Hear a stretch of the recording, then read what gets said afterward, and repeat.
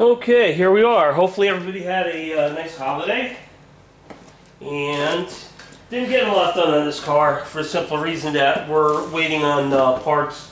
The wonderful holiday season has caused some delays in shipping and things like that with some of the steel manufacturers that I deal with.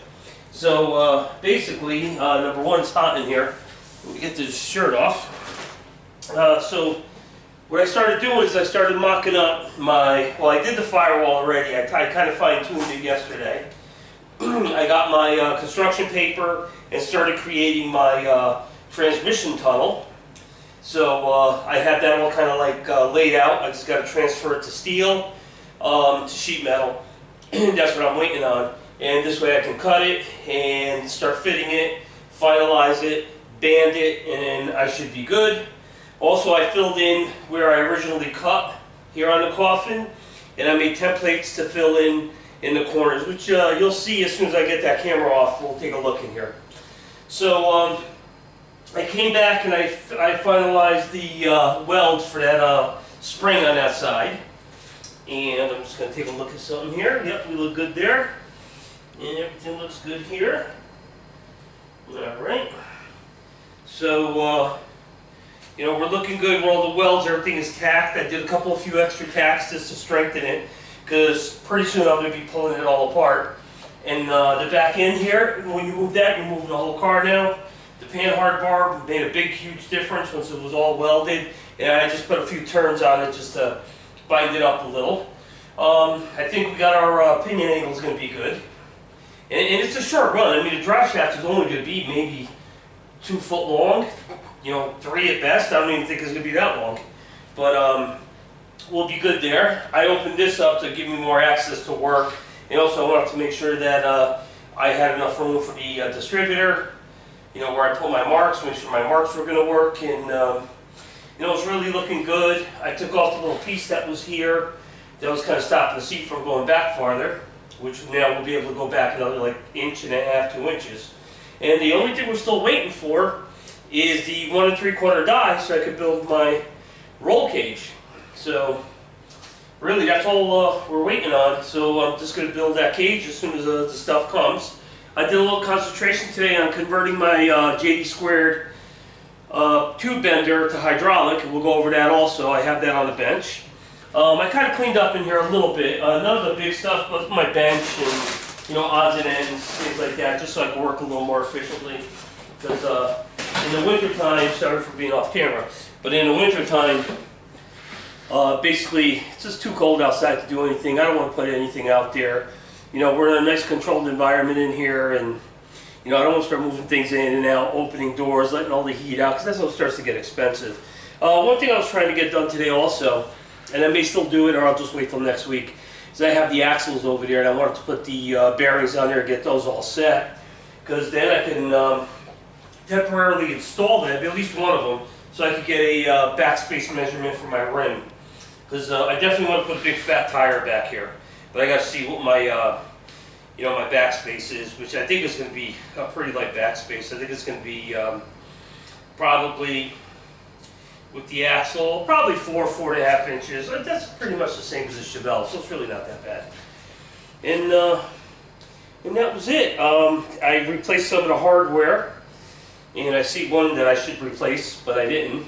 It doesn't really matter because we're not at the final steps anyway. But you know, everything is getting there though.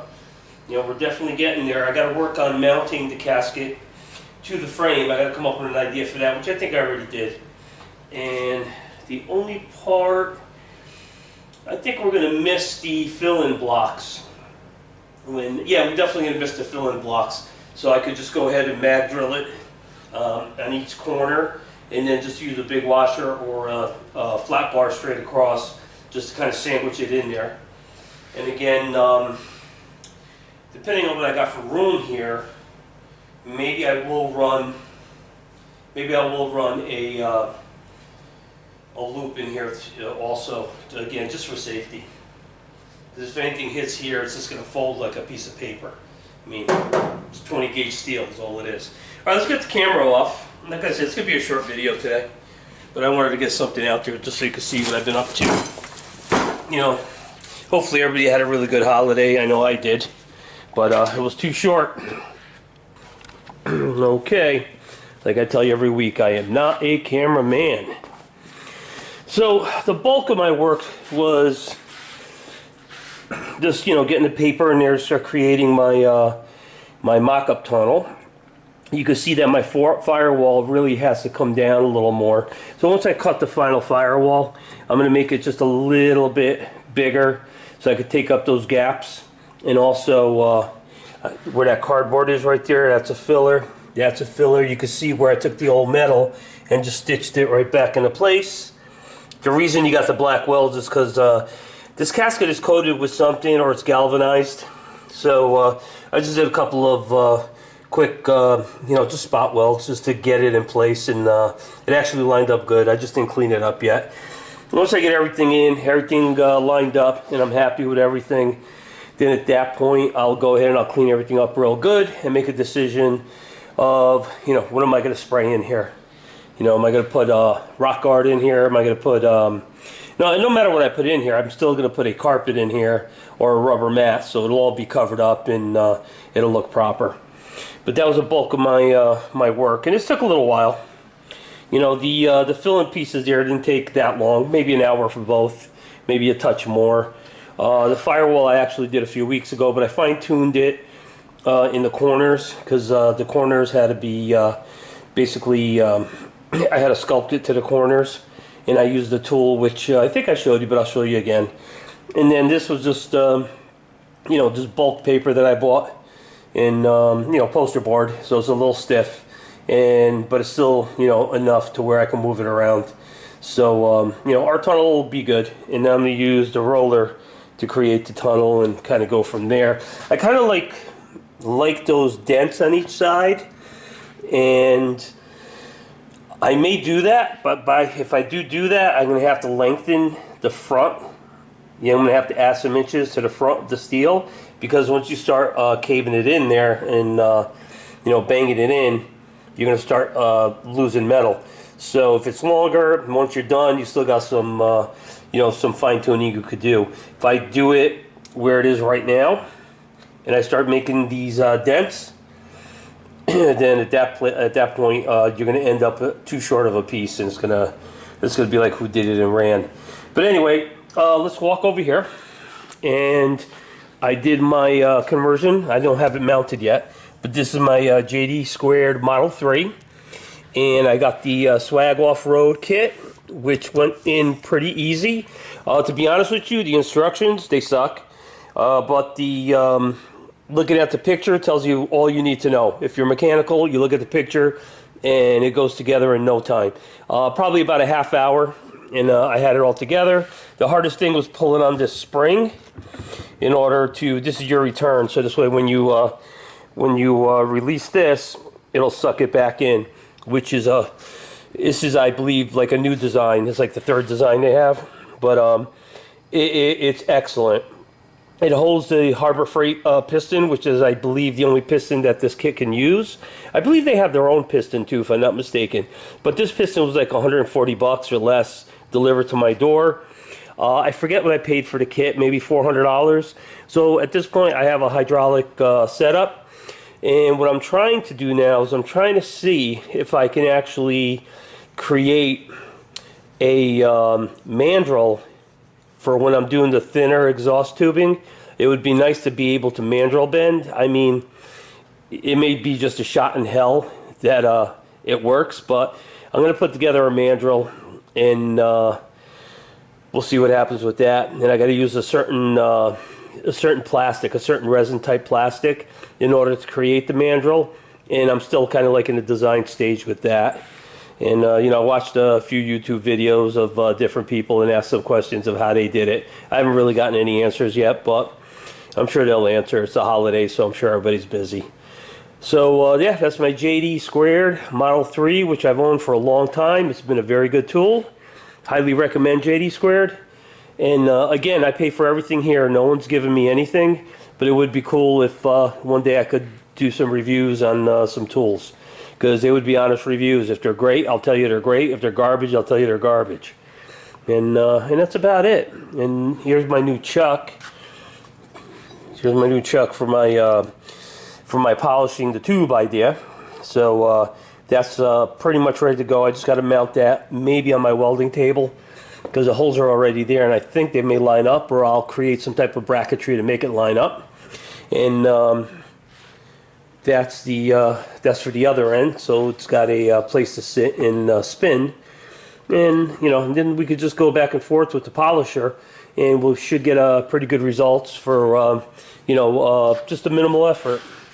I mean, it's still going to take some work, but it is what it is.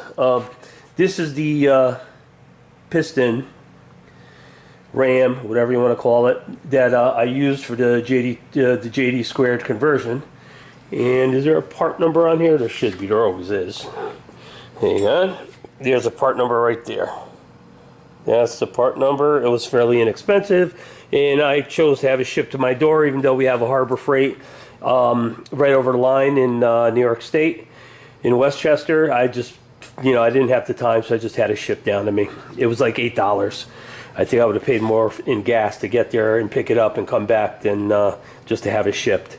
So let's get this camera back on, and I believe that's all I did. As you can see, we're kind of diminishing with the mess. And again, I can't say, I just can't say enough good things about that stacker. Boy, that thing is a lifesaver. And, rolls around easy, picks easy. Just a nice machine. And even though it's a manual machine, not the push the button and go machine, still very easy to operate, effortless. All right, let's get this back on, and let's finish up. Okay, so we're ready to enter a new year in a few days.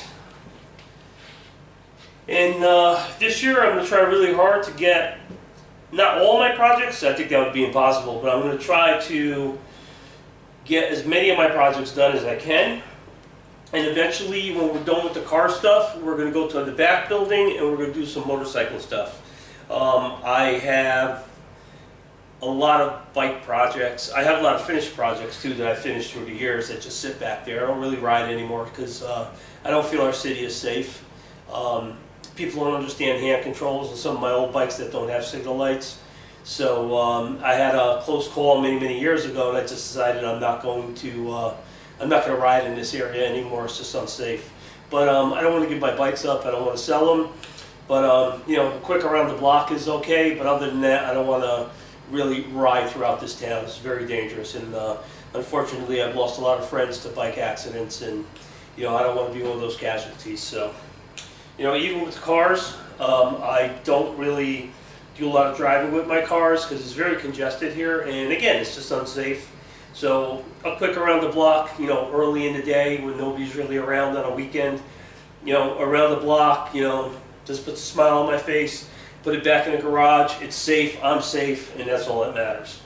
But so sheet metal is going to be our concentration. The sheet metal should be here, I'm hoping, this upcoming week, because the company that I purchased from, they were doing inventory, so far I haven't seen if it's shipped or not. I know they got my order. I know the order's been sitting, so hopefully this week, somewhere along the line, it gets shipped out. It's only 4 pieces of 20 gauge, 24 by 36 sheet metal, and hopefully they get that out to me. And if I get that in hand, then I just got to set up my new toy here, so I could roll that tunnel.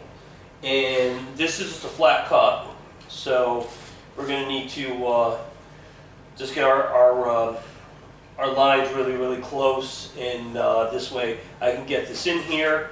This is going to be a little higher because it's got to fill in the gap where the, well, you know what, I might be able to do something a little different. I might be able to run a lip on this and then just gasket that area, and that'll solve my problem now that I'm looking at it. In other words, the firewall is forward. If I run an angle iron off of this, probably a 2.5 or 3 inch angle iron, say a 1x3, whatever, just enough to rivet it or tack weld it onto the firewall, move it out and over, and then when I close this, I could have a gasket here, and that'll solve the, you know, any heat or anything coming, you know, fumes, whatever, coming into the cab area. However, the way I'm sitting, I'm going to be above all that, but then again, we're going to have exhaust right here, so, you know, there's a lot of safety stuff that I need to do, so I'm not breathing in exhaust and, you know, and so on and so forth. You know, when you take it out, even around the block, number one, you want to be safe. Number two, you want it to be a happy experience, not a miserable one, because it looks good, but it doesn't function right, and you can't have that. It's got to look good and function right. And that's about it.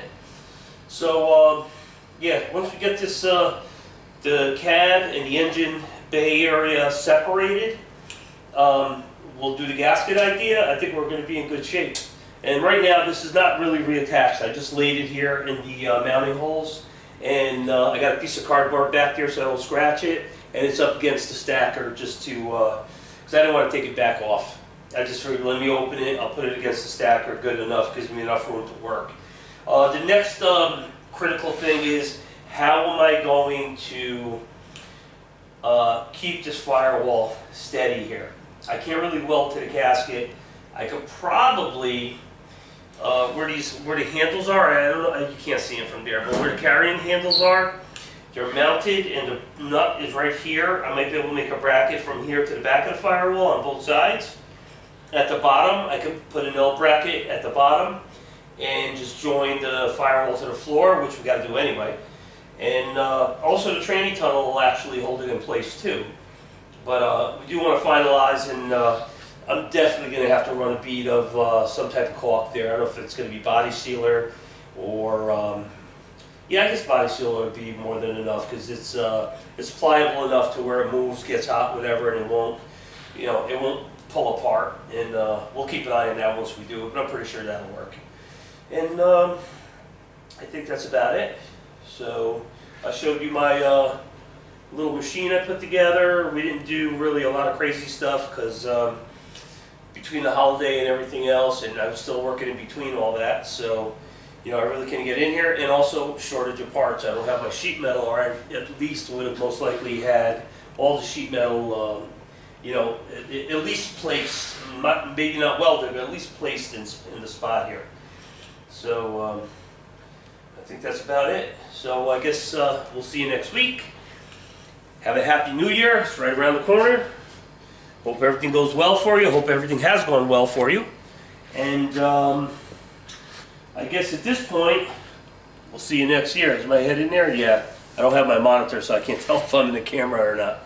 But yeah, so we'll see you next year. Please like, subscribe, ask any questions. You know, comment, good or bad, you know, whatever. And this way, you know, just keep moving forward. All right. Again, Happy New Year. We'll see you next year.